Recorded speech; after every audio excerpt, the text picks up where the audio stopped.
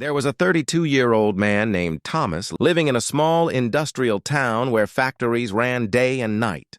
He worked as a night security guard at a large warehouse, clocking in every evening at 8 in the night and dragging himself home every morning at 6, exhausted and hollow. His salary was barely enough to survive. He lived in a tiny one-room apartment with a broken fan, a mattress on the floor, and a single flickering light bulb. His clothes were worn, his shoes had holes. But what hurt Thomas most was not the poverty. It was the feeling of being completely trapped. Every morning walking home through the sleeping town, he would catch glimpses through windows of families eating breakfast, children heading to school, men in clean shirts going to office jobs. And every single time the same question would rise inside him. Will this be my life forever? Thomas had tried to escape. He applied for better jobs, but having only finished high school, every door closed in his face. He wanted to learn new skills, but after working through the night, exhaustion made it impossible. His mother called once a week from the countryside, her voice full of quiet desperation. "Thomas, my son, when will your life get better? I am getting old. I want to see you succeed before I die." He would force a smile into the phone. "Soon, Mama, soon. I am working on it." But he was not working on it because he did not know how. The truth that hurt him most was this. He was not lazy. He walked 4 miles every shift, stayed alert, did his duty faithfully. But hard work alone was not changing anything. He was working hard in a life that was going nowhere. Then one cold Tuesday morning in November, his sister called. "Thomas, you need to come home now." Mama collapsed. "She is in the hospital." He took the first bus to his village, a 3-hour journey that felt like forever. When he arrived, his mother was lying in bed, weak but awake. The doctor said she had fainted from exhaustion and stress. She needed rest, better food, and medicine they could not afford. She held his hand, her voice barely a whisper. "Thomas, please, my son, do not waste your life like I wasted mine. Find a way. Promise me." He sat beside her long after she fell asleep, staring at her wrinkled hands that had worked in fields for decades, just as he worked through nights, both of them struggling, both going nowhere. Something inside him broke, not with sadness, but with anger at his own helplessness. He stepped outside the clinic into the darkness before dawn. It was 5 in the morning. The village was still asleep, but a few farmers were already walking to their fields. Birds were beginning to sing. The air was cool and fresh. Standing in that quiet dawn, Thomas made a decision. "No more," he whispered. "I will not live like this anymore." On the bus ride back to town, he noticed a man in his 50s sitting across from him, well-dressed, reading a book, looking completely at peace. It was Mr. Chun, a successful businessman who owned several shops in town. What shocked Thomas was the time. It was 6 in the morning. Thomas gathered his courage. "Excuse me, sir. Why are you on this early bus?" Mr. Chun looked up and smiled. "Because I wake up at 4:30 every morning.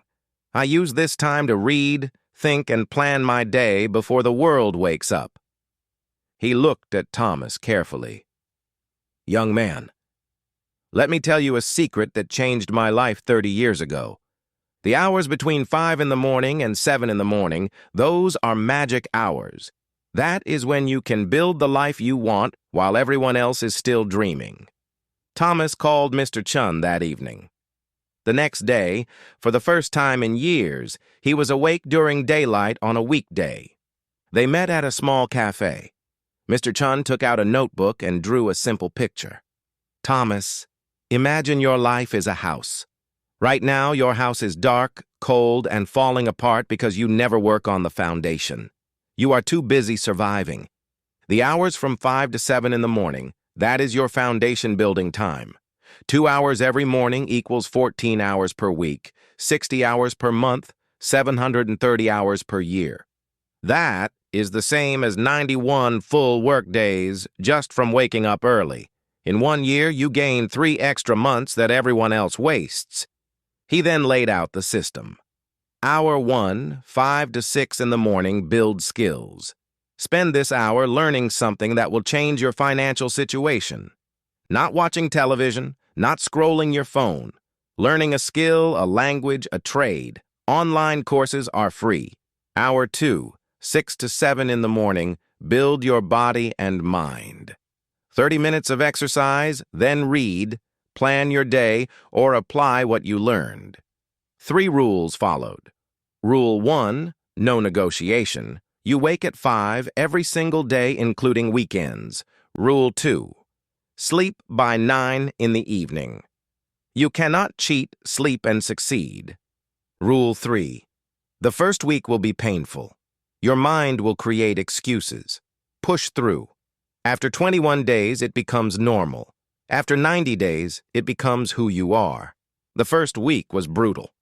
Thomas dragged himself awake each morning, his body aching, his eyes burning as he watched free Excel tutorials on his phone in the dark. At 6, he forced himself to walk around his neighborhood for 30 minutes, then read articles about accounting, a skill he chose because every business needed it. Around day 20, something shifted. He woke up 2 minutes before his alarm. His body had adapted. The tutorials started making sense.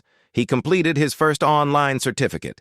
His morning walks became something he genuinely looked forward to. The sunrise, the quiet streets, the feeling that while everyone else was sleeping, he was building. By the end of month 2, Thomas had completed 3 online courses in accounting and Excel. He had lost weight from daily walking. His mind felt sharper. His confidence grew. In the 3rd month, he created a simple Excel spreadsheet to organize the warehouse inventory, something his company had never done properly. He showed it to his supervisor, who was visibly impressed. Word reached the warehouse manager, then the owner. On day 87 of his journey, his supervisor called him into the office. "Thomas, we are expanding our accounting department. The job is yours if you want it. Day shift, double your current salary." 3 months earlier, he was a hopeless night guard. Now he was being offered an office job. 1 year later, Thomas had become the company's lead accountant. He moved his mother to town, got her proper medical care, and rented a decent 2-bedroom apartment. Every morning at 5, he still woke up, not because he had to, but because those 2 hours had become sacred. When coworkers asked why he still woke up so early after already succeeding, he would smile and say, "Success is not a destination. It is a daily practice. And mine begins at 5 in the morning." Thomas's story is proof of something powerful. Your life can change. Not someday, not when things get better, but right now, starting tomorrow morning at 5. The difference between where you are and where you want to be is not talent, not luck, not even hard work alone. It is how you use the time when everyone else is sleeping. Between 5 and 7 in the morning, the world is quiet. No notifications, no meetings, no distractions. Your willpower is at its peak. Your mind is fresh. This is when you do the work that changes your path. So here is your challenge. Tonight, set your alarm for exactly 5 in the morning and place your phone across the room so you have to physically stand up to turn it off. Decide what you will build in your first hour: a skill, a certification, a business idea. Choose one thing and commit to it for 90 days. Protect your 9 in the evening bedtime. You cannot wake up early if you sleep late. Cut the endless scrolling. Sleep is not your enemy. Wasted evenings are. Thomas had nothing, no degree, no connections, no money, just a choice to wake up early and build. You have more than he had. The only question is whether you will use it or hit snooze tomorrow and wonder 5 years from now why nothing changed. Your future self is waiting on the other side of that alarm clock. Do not make them wait another day.